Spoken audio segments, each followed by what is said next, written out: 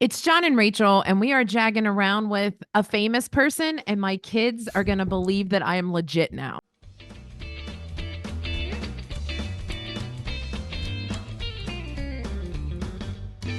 It's John and Rachel, and we're so excited to welcome you to Pittsburgh. Welcome back. We didn't realize you were here in 2022, Michael Carbonaro. That's right. I'm so excited to come back. Yes. So tell us, what is it like traveling versus being this big TV star?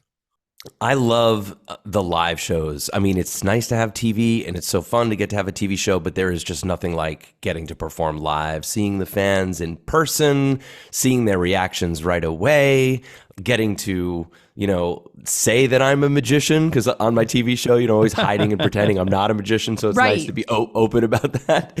And nothing beats the live experience. What can we expect that's a little bit different for those of us who literally binge truTV? Oh, yeah. Well, the show, oddly enough, I get a lot of fans who've seen the show and then I see them afterwards. If they're like at the meet and greet or something, they'll be like, I didn't know you were so funny. And I was like, you didn't, I thought my show was funny. And like, no, your show is funny. But like you as an entertainer on stage, it's much more, because on the show, I'm always like kind of playing the straight man who's not really reacting. So I get to, you kind of meet Michael, the entertainer, the MC, the master of ceremonies, the host of the whole show.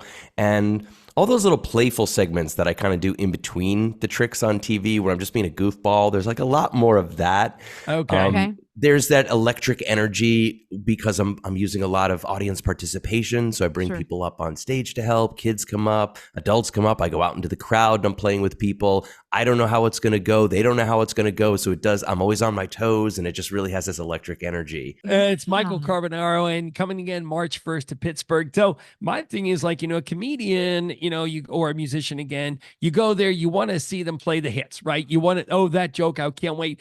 Do people do that about your magic trick too, to say, okay, I want to see you do this illusion because I've seen it on TV, but now I really want to see it. Do they want you to play the hits? Absolutely. I get a lot of people who, there's some stuff in the show that kind of echoes things that were really cool on TV. And I also do some things where, someone in the audience comes up on stage and instantly they're not pre-planned or anything, but I kind of like, as I'm doing it, I give them a little bit of a peek of what's going on and they suddenly become my accomplice. So we're fooling the audience together. And then that happens vice versa, where the person on stage is kind of being fooled and the audience is like seeing what's going on. So I play with those realities.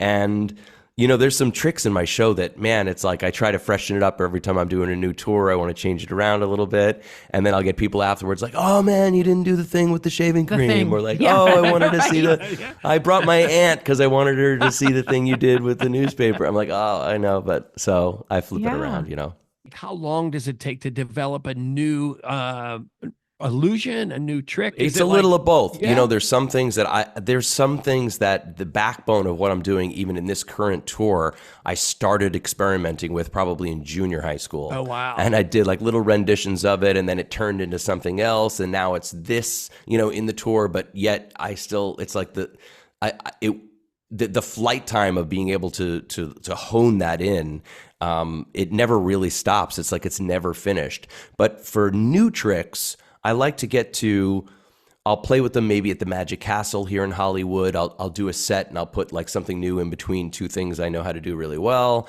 Or I'll play at this other club that's down on Hollywood Boulevard called Black Rabbit Rose, where, it's just sort of jump up on stage and try it out in front of people, because I could rehearse it for months in my room by myself, but there's nothing like when you're in front of people, everything changes.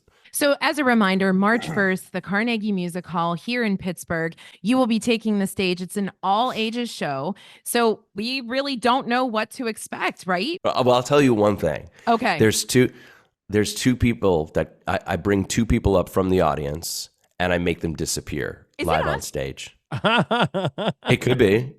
It could be.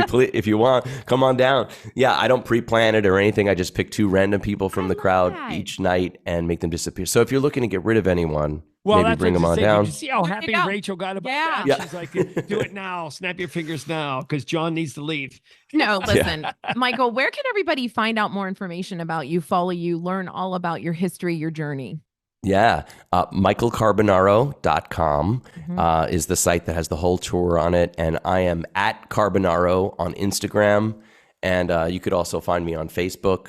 So, Pittsburghers, we sort of butcher names. So they're going to be like, that Michael Carbonara guy is coming to Pittsburgh. So can you give us a little come see my show, you Jagoff? Come see my show, you Jagoff.